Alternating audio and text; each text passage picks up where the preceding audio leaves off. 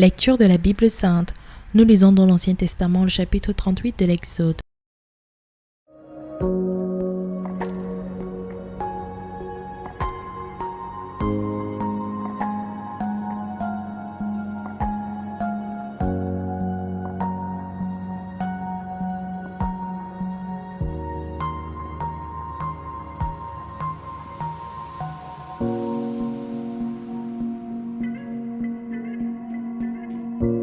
Il fit l'autel des holocaustes de bois d'acacia. Sa longueur était de 5 coudées et sa largeur de 5 coudées. Il était carré et sa hauteur était de 3 coudées. Il fit aux 4 coins des cornes qui sortaient de l'autel et il le couvrit d'airain. Il fit tous les ustensiles de l'autel, les cendriers, les pelles, les bassins, les fourchettes et les brasiers. Il fit d'airain tous ces ustensiles. Il fit pour l'autel une grille d'airain en forme de trévis qu'il plaça au-dessus du rebord de l'autel, à partir du bas jusqu'à la moitié de la hauteur de l'autel. Il fondit 4 anneaux qu'il mit aux 4 coins de la grille d'airain pour recevoir les barres. Il fit les barres de bois d'acacia et il les couvrit d'airain. Il passa dans les anneaux aux côtés de l'autel des barres qui servaient à le porter.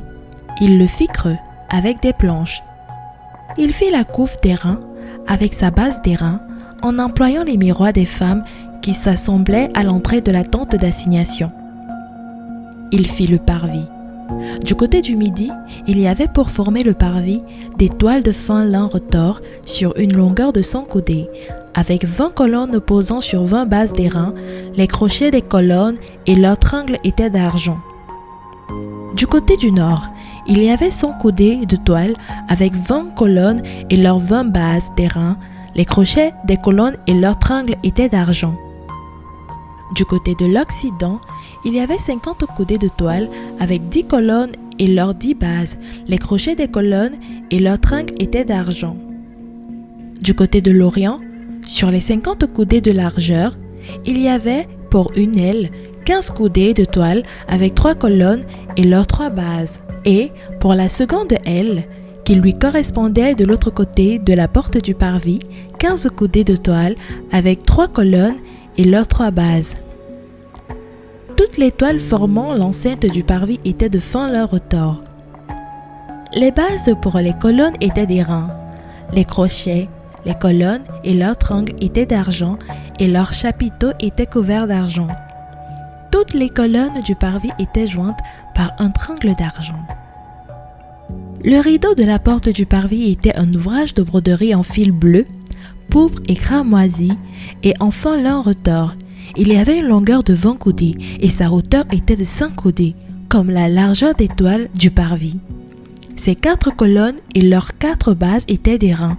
Les crochets et leurs tringles étaient d'argent et leurs chapiteaux étaient couverts d'argent.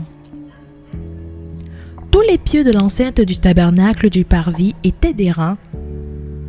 Voici les comptes du tabernacle d'assignation, révisés d'après l'ordre de Moïse par les soins des Lévites, sous la direction d'Ithamar, fils du sacrificateur Aaron.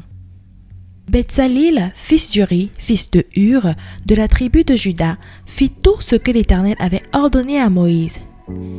Il eut pour aide Oholiab, fils d'Ahisamach, de la tribu de Dan, habile à graver, à inventer et à broder sur les étoffes teintes en bleu, en pourpre, en cramoisi et sur le fin lin. Le total de l'or employé à l'œuvre pour tous les travaux du sanctuaire, or qui fut le produit des offrandes, montait à 29 talents et 730 cycles selon le cycle du sanctuaire.